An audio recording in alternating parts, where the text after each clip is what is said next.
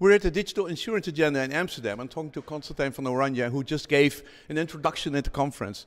I saw you in Groningen, where you gave a talk at the Hackathon for the blockchain, where a lot of old companies, or modern companies, ING, the Rabobank, and then working together very nicely in teams with small companies. Was that an inspiration of how that can work in practice? And can a technology like blockchain, which basically can disrupt or can help everybody to move in a new way, can that really accelerate things? Well, blockchain is very very tangible, and then that can wake up a lot of people in the industry, I think. Now, it was nice to see there that this hackathon raised very interesting questions, for instance, about pensions. When do you pay a pension? When do you need money? And maybe you don't only need money at the end of your life, but there are other periods where you need money. How much do you pay into the system? Is it only money? Is it also, you could maybe have credits? You take care of people, and then you maybe get some credits that other people take care of you when you're older. So what was nice was that blockchain was the catalyst for rethinking pensions, and who would have thought that? Identity. And then you had energy, all kinds of subjects, but just to, as a new frame of thinking, apply to an old industry. We know what we want to get out of it. We want to be supported when we're old, but we might also want to work longer when we're old. And so our pay system is going to be different. Maybe actually we start earning more. I know a lot of people that got out of their job and became a consultant and started earning more when they were pensioned than when they were in their last job. So because it's a different, a consultant fee is different than a salary. So and that can be accommodated, and it's that for now it's not accommodated enough. You're talking here to about 700 executives of the incumbents and of the startups. What do they have to add to each other? Well, I think, like in many industries, the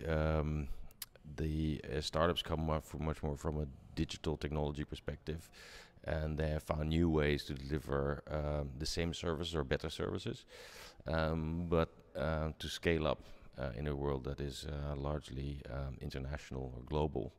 They can benefit a lot from the existing incumbents, and the incumbents can benefit a lot from the innovations that come out of the startup. So if they find ways to collaborate and listen to each other, and don't focus only on the one on disrupting the other and the other to crush the startups, then I think there's a lot of win-win to be achieved. Yeah, there's a lot of collaboration, and if you can basically improve the incumbents, that's way more interesting for the whole world, because we need to go at scale. Okay. Then secondly, you say we need to respect each other culture. I mean, after you came a startup which talked about the people who were uninsured and unbanked, and talking about the 4 billion people. How do you see that in practice if you talk about the incumbents working together with the startups? I think a lot of the benefits from working with a startup is if you actually allow them to remain startups, or at least allow them to be entrepreneurial, to pull them into a largely bureaucratic organization that is focused on optimization is mostly very unhelpful.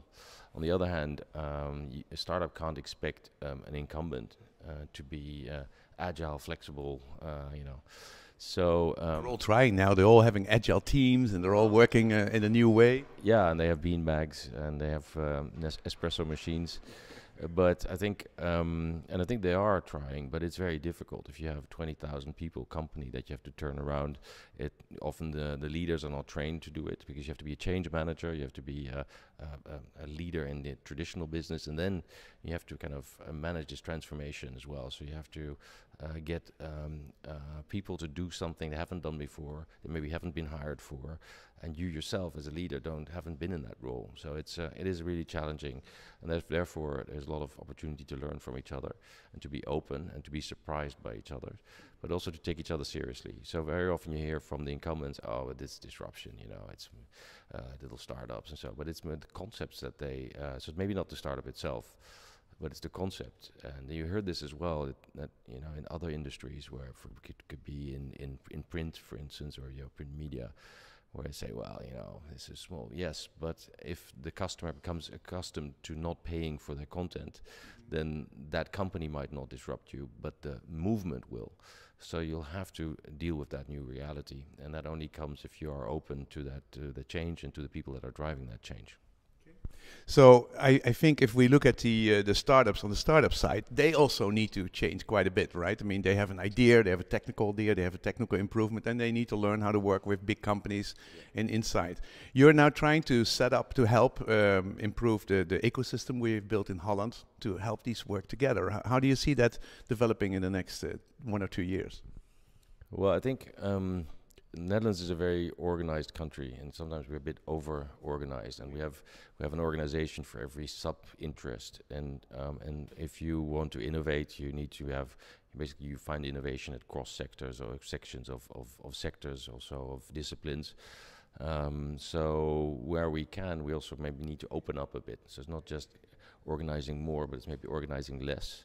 It is about thinking again, and this is, I think, this for me is the most interesting thing about the whole startup movement is really rethinking values and why are we doing this. You know, if you've got completely new ways of doing things, it's not really about the ways, but it's what you want to achieve. And we had the old ways, and we have the old companies, and we have our old regulation, and now we see that there are new ways. You have to think, you know, can we do the same thing or better with less? And I think there are a lot of opportunities there. So that's what kind of keeps me drives. Less rules and less regulations in a country for as the Netherlands. I mean, that is also. Yeah, but I think what's really good in the Netherlands, it's you know, we are a very mature economy with main players in nearly all of the different disciplines sectors.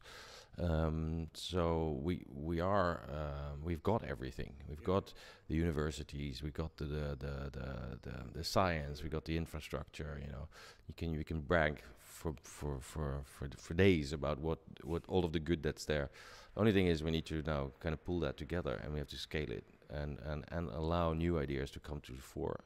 Also, we have to let go of our sometimes habit to want to equalize everything. So you need to allow people to excel, and allow them to get the speed to excel. And we're still kind of we're not.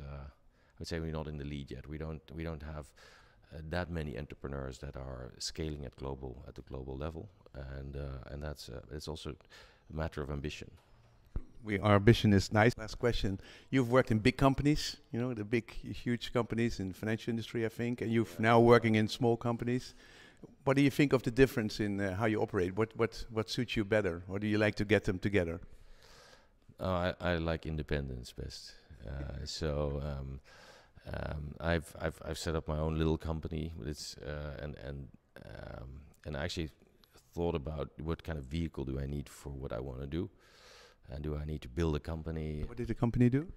It's consultancy, so you don't need scale. You can do it as you can do it on your own. The question is, do you try to attract other partners? Do you want to grow this? And I didn't feel it was necessary for what I wanted to achieve, and I like my independence. So I worked in big bureaucracies, but always I tried to be in a small team, which had a lot of maneuver to be creative. So when we were working at the European Commission with Neelie Kroes, we had a very strong small team, and she was very willing to experiment. So we had a lot of fun together, and so I've always tried to be relatively agile and small, even within bigger organizations. What is that with the family of Orange? You're very entrepreneurial. Your nephew Bernhard is very entrepreneurial, and I've met a lot of people who do a lot of things. Is that a little bit in the culture? Well, I'm not that entrepreneurial. I mean, not like Bernhard. So I like independence. So I could be independent also in other areas. But yeah, I think the good thing is, and it's not just us, but we have a choice. You know, and in our family, there's no expectation, even also by the government, that we do formal roles. You have to kind of find a job. So you can go into banking, you can do all kinds of things. But at a certain point, you will want to maybe kind of do stuff yourself. Yeah. And Bernhard was really early, because he started in his university times, and he's been extremely successful. And I commend him for it. And because he always, I mean, it was a path that was not walked on before, and he just basically did it, and it's worked out really well for him. And so he kind of set the path for us, I guess, a bit. Inspirational. Thank you very much for doing this work. Appreciate it. Good, thank you. Okay. Ik ben degene die met Rutger die blockchain-congres